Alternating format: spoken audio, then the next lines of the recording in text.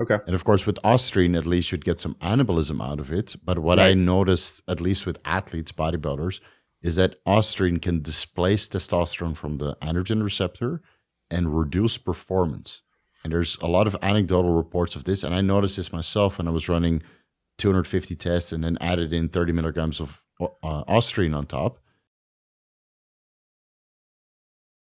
I just never talk about SARMs because I don't want to empower the SARM goblins. The SARM goblins. That's a huge problem in the fitness community where kids, because they can, it used to be pro hormones, right? You used to be able to buy those right. androstenedione and all that. Yeah, exactly. And Superdrol and Epistane, and those are real steroids. Yeah. And of course, a lot of kids fuck them up, and then they come to me for consultations, and they fuck themselves up for like 10 years.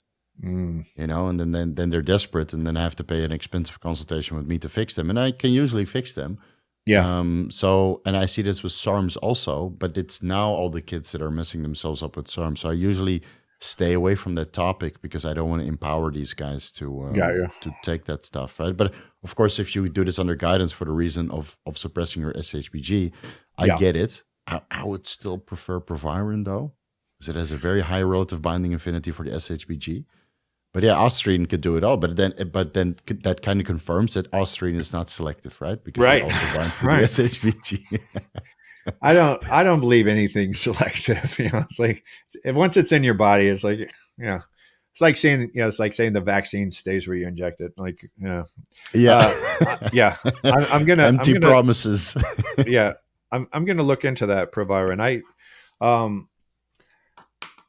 I've never used that. I've read about it like on the message boards and stuff. And obviously none of my clients are bodybuilders. So we don't, guys don't do super physiologic things, but the foundation of the knowledge is there. So I still read those things, and I can't remember why I was scared off Proviron. Is there some sort of risk with that? Like any sort of complication that's common? I haven't done a real deep dive on it because it doesn't really have anabolic properties. So I usually throw this drug to the sideline. I mean, it's a DHT derivative, so it's based on DHT testosterone. Does it have any of the DHT side effects? Does it cause balding? Well, it can cause some hair loss, obviously, balding, hair loss, acne, that kind of stuff. But if you keep the dose low, usually 6.25 milligrams, so that's a quarter tablet once or twice per day, is already enough to kind of drive SHBG down. Okay. And of course, with ostrine, at least you'd get some anabolism out of it. But what I noticed, at least with athletes, bodybuilders, is that ostrine can displace testosterone from the androgen receptor and reduce performance.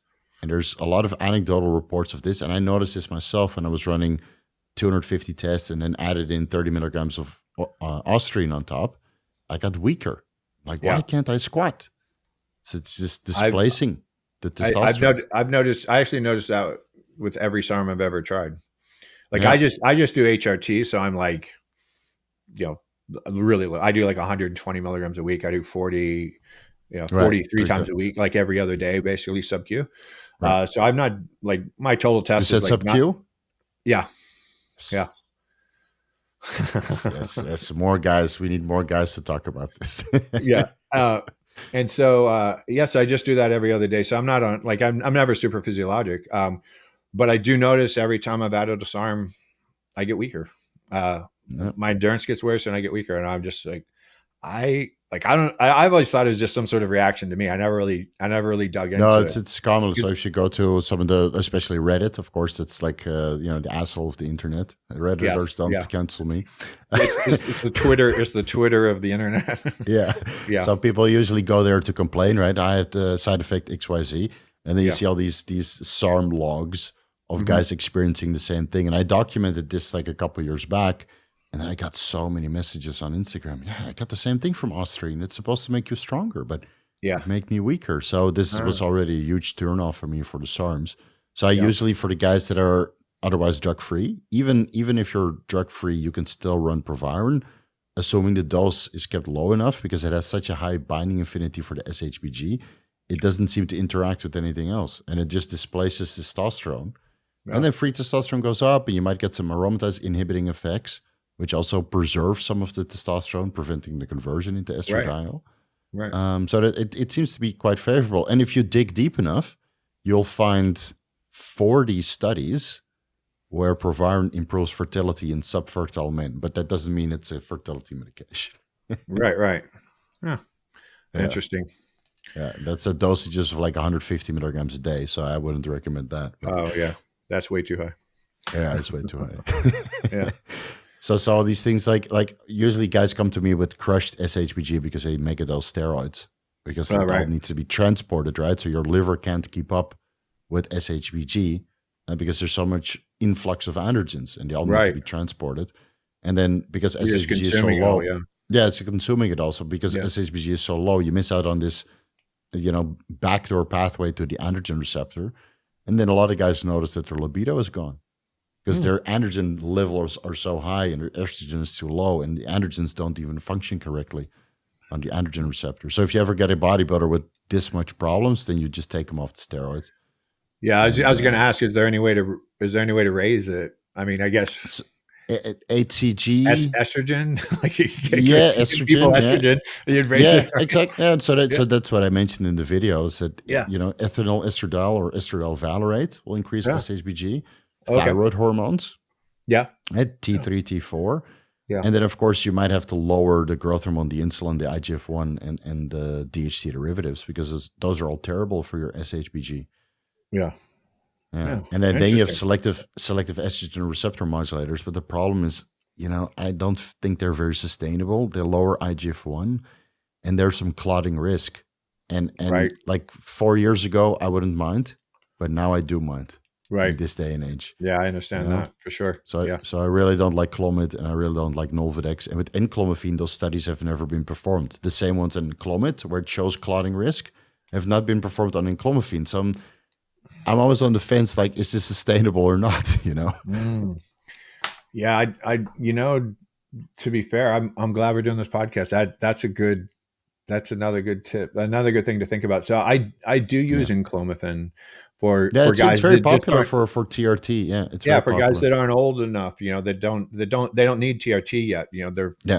They're 35 or 40 or something like that. Yeah, you just enhance the signal. Like I can get them up to the high, top 5% of the range with just enclomiphene, DHEA, aromatase inhibition to whatever degree, right?